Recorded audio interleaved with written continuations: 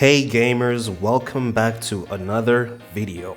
Today, we're gonna be taking our first dive into Hoppers. It's a brand new idle game running on the Avalanche blockchain where you can earn a lot of money by simply sending your cute hoppers on adventures. Surely it can't be that easy, right? Well, right, it's not. Hoppers is by far the most complicated idle game on Avalanche right now. So in this video, I'm going to attempt to dumb it down. It's been a while since I made one of these breakdown videos, and that's because I've been participating in the Sandbox Alpha Season 2 throughout the month of March. I know most of my viewers would shiver when they hear Ethereum, but the Sandbox are leaders in this play-to-earn space, as well as on the topic of the metaverse, so they're kinda hard to ignore. And they also now operate on Polygon, so that's definitely a boost to their adoption with the much cheaper fees Polygon offers. And this is what we do on this channel. We're not maxis, so wherever the play-to-earn opportunities are, even on Ethereum, we will cover it. So check out my Sandbox playlist down below if you want to learn more. You may still have enough time to participate and stand a chance to win 1,000 Sand tokens.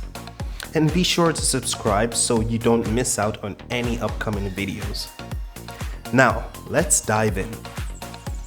On the surface, the basic actions needed to play the game are quite straightforward.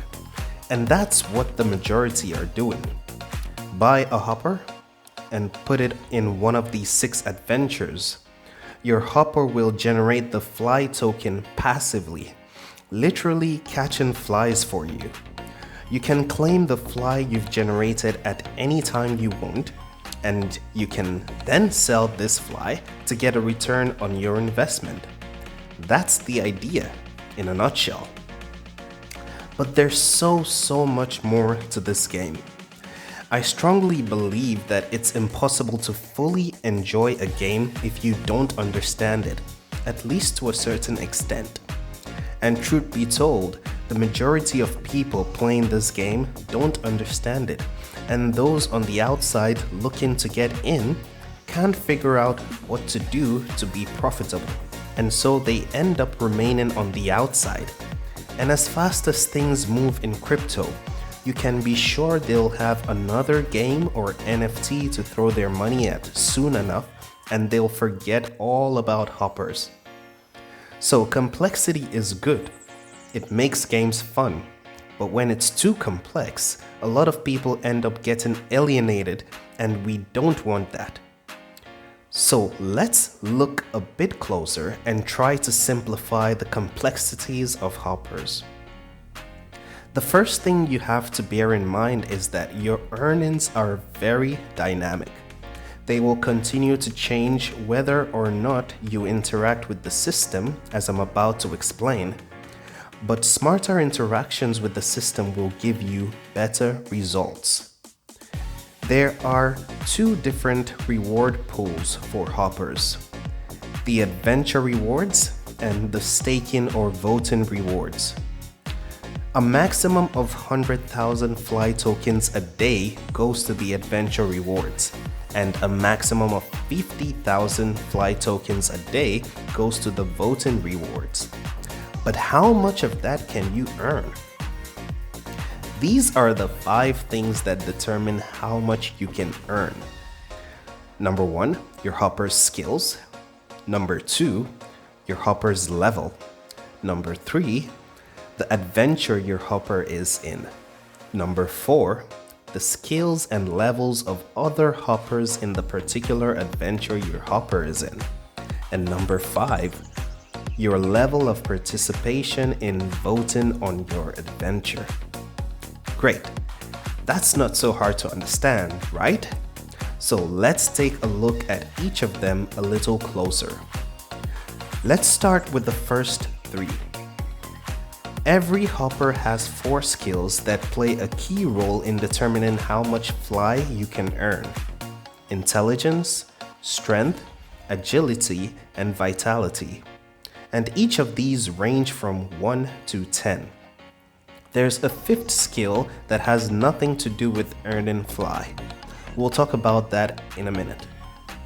Your hopper's level begins from 1 and goes all the way to 100, where something special happens. But more on that in a later video. Remember, I'm trying to keep this simple. There are currently 6 adventures you can place your hopper into to earn. But here's where the rules of the game start. All 6 adventures are grouped into tiers, from tier 1 to 4. The tiers use your hopper's level to determine whether it can enter an adventure or not. Tier 1 is ground level, where any hopper can play.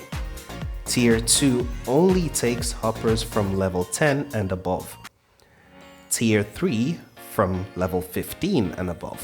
And Tier 4 from level 20 and above. But just because your hopper is at the desired level doesn't mean they get to play in that adventure. They also need to meet the skill requirements as well. And these aren't specific to the tiers, but specific to the adventures themselves. The pond, stream, and swamp are the base level, and so any hopper can play there. But they will only earn fly based off of their specific primary skill.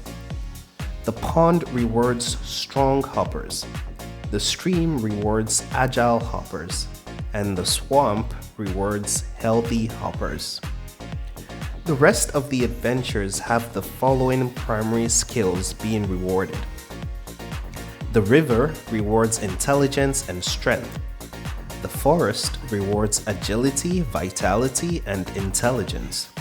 And the Great Lake rewards all 4 attributes. However, there is a catch. Yet another rule. Tier 1 is the only tier without a skill minimum. But tiers 2 to 4, that is, the river, the forest, and the lake, all require your hopper to have a minimum of 5 on each of the skills being rewarded. So now you see how those first 3 points come together. Your hopper's level, your hopper's skill, and the adventure therein. And now I'm gonna tie number 3 to number 4 as well. Just try to stay with me on this. Remember I said there's a max daily reward of 100,000 fly for all adventures. Well, that 100,000 is actually not split equally amongst all the adventures. The pond, stream, and swamp share 15% of the 100,000. Though I'm honestly not sure if that's split equally between them or not. 33% goes to the river, 30% to the forest, and 22% to the lake. And this is why your earning per day depends on the other hoppers in the adventure with you, because you're sharing a piece of the 100k pie with all of them. I promise to keep this simple, so I won't get into the details of the formula or how your reward is calculated. But simply put, higher level plus higher skills is equal to a bigger share of the pie allocated to your adventure. And the less hoppers in the adventure with you, the more fly you can catch as well. Now we get to number 5. And honestly, this is the secret sauce. Your participation in the voting can really boost your daily fly earnings more than you can imagine. Just like a lot of people, at first I ignored this while reading through the white paper. But after hearing some whispers on Twitter and Discord, I decided to give it a closer look. As I mentioned before, you have an extra 50,000 fly per day that can be earned by participating in adventure voting. Unlike the base adventure supply that is already pre-allocated for each adventure, This entire 50k fly, theoretically speaking, can actually go to one adventure, depending on the activity of the players in voting. Alright, time to dumb it down again. Let's ignore the technical stuff here. The idea is this: you can share in a part of this 50k fly by locking up your own fly tokens. The developers are basically rewarding the players in the form of a boosted reward for staking their fly tokens. But it's a very interactive process, not a set and forget type thing.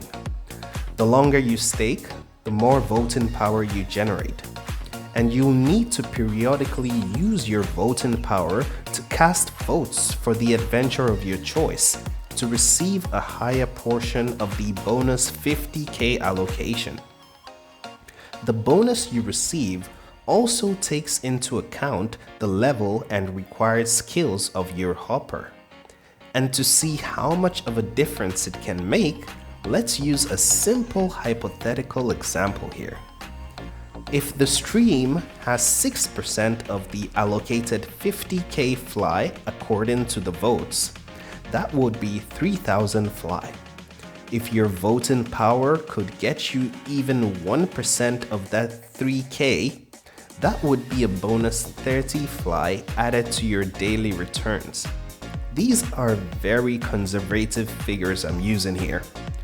Pump that up a little bit more. Let's say you're in the river and it has a 30% allocation. That's 15,000 fly.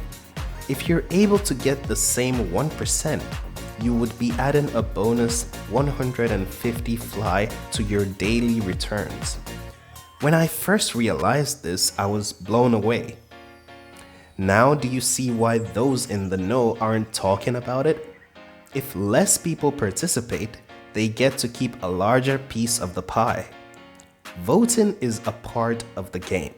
There's truly no reason not to do it. So if you're playing this game and you're not voting, you're doing yourself a great disservice. And what's great is that you still own all the fly that's generating the magic voting power for you. At any moment, you can withdraw any amount of fly you want, but as usual, there's a catch. All the voting power you generated will be reset to 0, regardless of how much you withdraw. So that's it for earning fly, but we're not quite done yet. I told you this game is complicated. As I mentioned earlier, the last skill every hopper has is fertility. There's only one thing this skill is used for, and that's making babies. These cute little tadpoles. Honestly, we're not quite sure what the utility of these tadpoles will be in the game, but one thing we do know for sure is that the team have chosen to build a system around a single token, the fly token. And so this means, one way or another, tadpoles will be involved in the earning or burning of fly tokens. I know things move fast in crypto, but bear in mind, this game was launched only about 3 weeks ago. And so there's a lot to come with the project, and I'm excited to see how the game evolves. In the spirit of keeping it simple, at least for this video, I've chosen not to talk about some strategies that are already being used by some players in the community. Things like when to level up your hopper, or choosing between several high-tier hoppers and one low-tier hopper. There's a lot of depth to the gameplay, even though it's an idle game. And while I love the complexity, I have set out to make sure that that complexity doesn't push people away from the experience. So there you have it, my attempt at simplifying a very intricately designed idle game that rewards active participation from its players. My hope is that this video will be able to bring some clarity to existing players as well as offer a less intimidating invitation to newer players to come and explore the game for themselves. There's still a lot to discuss on Hoppers, so expect more Hoppers content moving forward. If this has been helpful to you, then definitely hit that like button. I appreciate you for watching. Stay safe, and until next time, earn on gamers, you deserve it.